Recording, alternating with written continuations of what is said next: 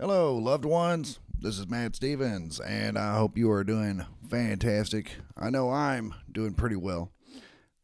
I was wondering, I've got a live stream scheduled for tonight at 8 o'clock Eastern. It's Saturday, by the way, and I think that's what I'm going to start doing. I'm really kind of excited about live streams, and I think it'll be a lot of fun. So, 8 o'clock, tentatively, well, I mean, definitely for this one, 8 o'clock on Saturday, and I think that's what I'll probably stick with moving forward. But in this video, dear loved one, I wanted to talk about. Jeez, had a gnat. I wanted to talk about placebo effect, and I've been reading holographic. I read a lot of different things, but I've been reading in the Holographic Universe by Michael Talbot, and in one part he talks about placebo, but it even goes so far as to say that there were placebo surgeries. Now, today that would probably sound kind of crazy. We would probably be like, yeah, I'm not going to go do a whole surgery. You know, if I get surgery, you better do something, right? Oh, before I get into this, please, loved one, if you have not yet, please press that like button. I would greatly appreciate that. Also, if you have not yet, please subscribe to the channel. It would be much, much appreciated. Okay, so here we go. I'm going to read this part out of this book for you, and then we can discuss. It says, even surgery has been used as a placebo. In the 1950s, angina pectoris, recurrent pain in the chest and left arm due to decreased blood flow to the heart, was commonly treated with surgery. Then, some resourceful doctors decided to conduct an experiment. Rather than perform the customary surgery, which involved tying off the mammary artery, they cut patients open and then simply sewed them back up again. The patients who received the sham surgery reported just as much relief as the patients who had the full surgery. Well, first of all, if you go cutting somebody open and doing all that, and you don't actually do anything, you just cut them open and sew them back up. I mean, I get it. Okay, it was for a study, and they probably had them sign something or whatever. But whatever, that's not the point. Point is, placebo effect is rather amazing, and it has been used to treat a lot of conditions. I mean, everything from cancer to what was another big one? Migraine. That one's kind of personal to me, and then also like asthma patients. Like, for example, there was another case where a guy had asthma. He was having a really bad asthma attack. And his doctor gave him a medicine for it and said this is some new medicine, whatever, and it's supposed to work really, really good. And he was pretty excited about giving it to him. So he gave it to him, and it worked great. So then the patient went home. And then what found out that there was a study that said that this medicine doesn't really work all that great. It's not great for treating that. So the next time he tried it, he said it didn't work. Why? Because he had read that it wasn't that effective. So reading where this medicine that had been effective, he went home and read an article that saying that it wasn't effective, and at that point he stopped in his mind. He was convinced that it didn't work. So it didn't matter that it did work before. Now it doesn't. So placebo effect is an amazing thing, and there are a lot of cases where there have been many.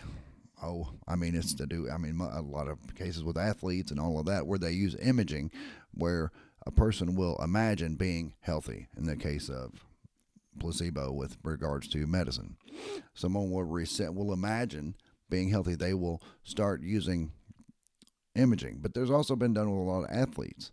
For example, the case with there was an Australian. I've got notes. There was an Australian researcher who had a group of basketball players who were shooting baskets. Okay, they had three groups. One group, they would spend 20 minutes a day shooting free throws. They had another group who did nothing at all. They didn't practice at all. And then they had a third group who would spend 20 minutes a day just visualizing shooting free throws. They wouldn't actually shoot them, but they would, in their mind, they would go through the form. They would actually see the basket or the ball going into the basket. And that's all they did, but they didn't actually practice. And at the end of this study, the first group, that actually did practice shooting free throws for real, they had a 24% improvement. So they had a 24% improvement in their accuracy of shooting free throws. Then the second group, the group that did nothing, they had no effect at all. Their numbers pretty much stayed the same. And then the third group, the group who only imagined shooting free throws, they didn't actually do it.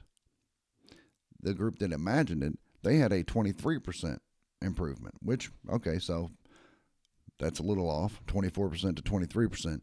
Point is, they never shot a single free throw, but yet they were able to improve themselves just by visualizing doing it. So how does that apply to us, right? What we always kind of do is we've all heard of visualization, and when we're trying to manifest, or if we're trying to get healthy, or if we're trying to, whatever the case may be, we always want to go and visualize ourselves in perfect health, or visualize ourselves in having an experience that would make us happy, or if it's and in a lot of cases we don't want to, like for example with manifesting wealth or whatever. The problem with manifesting just, I want to manifest $1 million, that doesn't really do anything for you. Your higher self, your soul, is here to learn and gain experience. So it's not really interested in helping you with just having a bunch of money. Now, it is interested in having experiences. So it's usually best to visualize an experience. Visualize something that's going to require you to have wealth, for example. Something that's going to require you to be healthy. Another example. I mean, it's like if you were someone who has been diagnosed with some terminal illness, the best thing for you to do would be to begin visualizing yourself as healthy, visualizing yourself in the future. Let's say they give you 6 months to live. They're like, you're not going to make it 6 months. At that point, you should begin exercising and training for a marathon or something. I mean, I just kind of threw that out there. But begin visualizing doing something in a year from now. Something that's going to require you to be healthy. Something that's going to require you to be able to go and do this. So if you start visualizing, I'm going to go and run this marathon, and it is 10 months from now. So I got plenty of time to train. 10 months is plenty of time to train for a marathon. So you start training, and you're getting healthy, and you're getting blah, blah, blah, and all that good stuff. You're not giving any attention to that 6 months to live thing, right?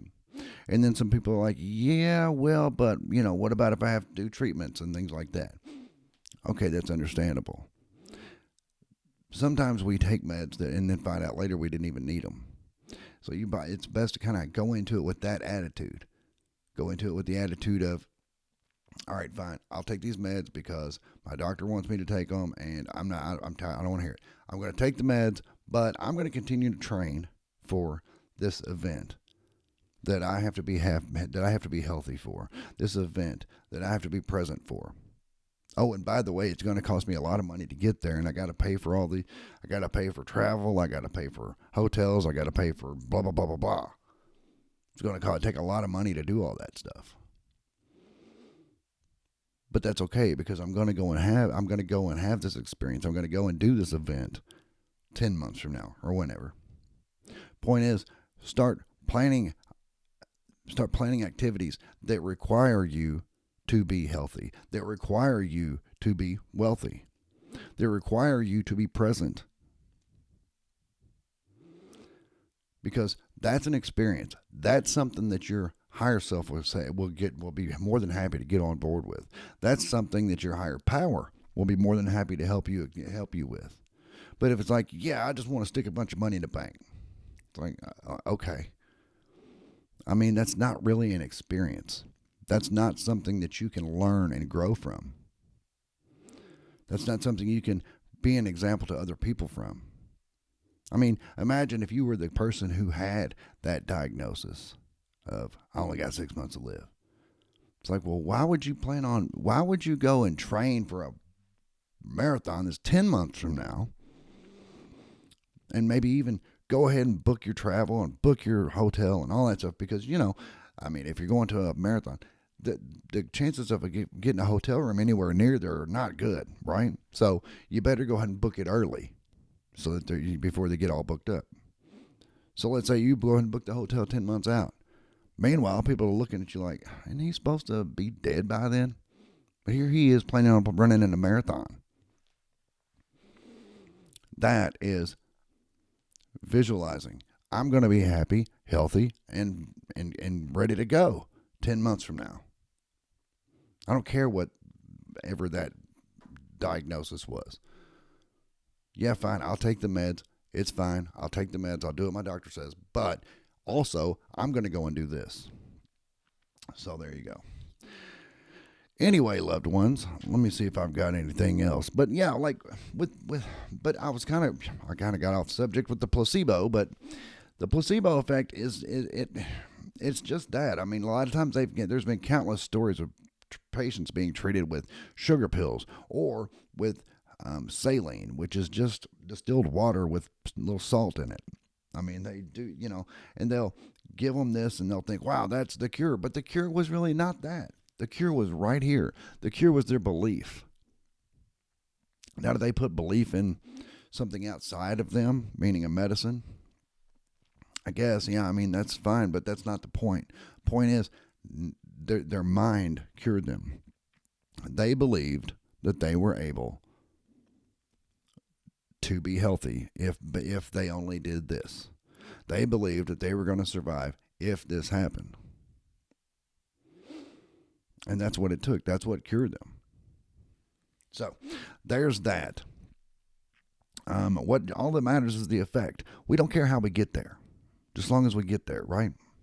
So anyway, loved ones, live stream as of now, Saturdays at 8:00. I'm going to do the first one tonight and see how it goes. I'm going to be talking about vibration and frequency and what's the difference between the two, and then the range of vibrations and what we are able to perceive and what not, and what we're not, we are able to perceive. Perceived reality is within a certain range of vibration, but anything that's outside of that range is not perceivable, detectable, but not perceivable. So anyway, going to go into that and how that can explain a lot of phenomena that we see, or I guess we don't necessarily see, but a lot of phenomena that we do bear witness to, that we can detect, but we can't really see it. We can't really explain it. We just know it's there. So, I mean, it's real simple. I mean, most people know that the human eye can only see like this much of the light spectrum. The light spectrum is like this, but we can only see like that much of it. What exists in all of the rest? That's kind of the point. But we're going along with the whole vibration thing though. Anywho, loved ones, that is what I got. I do have a quote actually that's pretty cool, but I'm going to hang on to that one. Yeah. But, well, okay. It is, this construct was created in order to experience that which we are not. And that was by Darius J. Wright, big prolific out-of-body experiencer. Anyway, just a really cool quote. Anyway, loved ones, that's what I got. Please like, share, subscribe, and all that good stuff to help me out with growing the channel. I really do appreciate it. I do. And I do love you, and I will be back directly.